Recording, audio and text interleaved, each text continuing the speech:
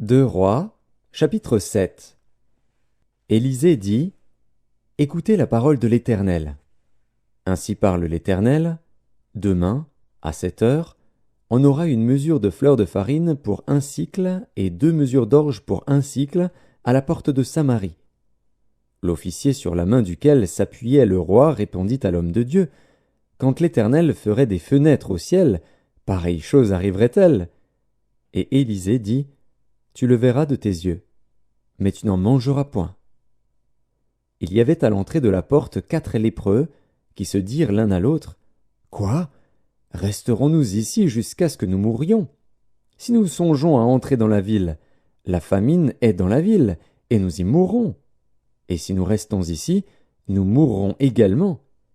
Allons nous jeter dans le camp des Syriens. S'ils nous laissent vivre, nous vivrons, et s'ils nous font mourir, nous mourrons. Ils partirent donc au crépuscule pour se rendre au camp des Syriens. Et lorsqu'ils furent arrivés à l'entrée du camp des Syriens, voici, il n'y avait personne. Le Seigneur avait fait entendre dans le camp des Syriens un bruit de chars et un bruit de chevaux, le bruit d'une grande armée, et ils s'étaient dit l'un à l'autre: Voici, le roi d'Israël a pris à sa solde contre nous les rois des Hétiens et les rois des Égyptiens pour venir nous attaquer.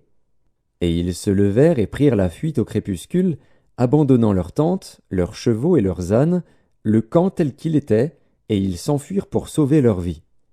Les lépreux, étant arrivés à l'entrée du camp, pénétrèrent dans une tente, mangèrent et burent, et en emportèrent de l'argent, de l'or et des vêtements qu'ils allèrent cacher. Ils revinrent, pénétrèrent dans une autre tente, et en emportèrent des objets qu'ils allèrent cacher. Puis ils se dirent l'un à l'autre: Nous n'agissons pas bien. Cette journée est une journée de bonnes nouvelles. Si nous gardons le silence et si nous attendons jusqu'à la lumière du matin, le châtiment nous atteindra. Venez maintenant, et allons informer la maison du roi. Ils partirent, et ils appelèrent les gardes de la porte de la ville, auxquels ils firent ce rapport.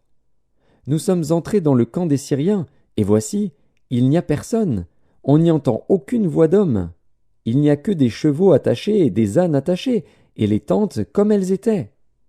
Les gardes de la porte crièrent, et ils transmirent ce rapport à l'intérieur de la maison du roi.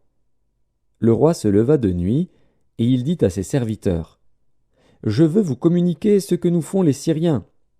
Comme ils savent que nous sommes affamés, ils ont quitté le camp pour se cacher dans les champs, et ils se sont dit: Quand ils sortiront de la ville, nous les saisirons vivants, et nous entrerons dans la ville. L'un des serviteurs du roi répondit: Que l'on prenne 5 des chevaux qui restent encore dans la ville, ils sont comme toute la multitude d'Israël qui est restée, ils sont comme toute la multitude d'Israël qui dépérit, et envoyons voir ce qui se passe. On prit 2 chars avec les chevaux, et le roi envoya des messagers sur les traces de l'armée des Syriens, en disant: Allez et voyez. Ils allèrent après eux jusqu'au Jourdain. Et voici, toute la route était pleine de vêtements et d'objets que les Syriens avaient jetés dans leur précipitation. Les messagers revinrent et le rapportèrent au roi. Le peuple sortit et pilla le camp des Syriens. Et l'on eut une mesure de fleur de farine pour 1 sicle et 2 mesures d'orge pour 1 sicle, selon la parole de l'Éternel. Le roi avait remis la garde de la porte à l'officier sur la main duquel il s'appuyait, mais cet officier fut écrasé à la porte par le peuple et il mourut, selon la parole qu'avait prononcée l'homme de Dieu quand le roi était descendu vers lui.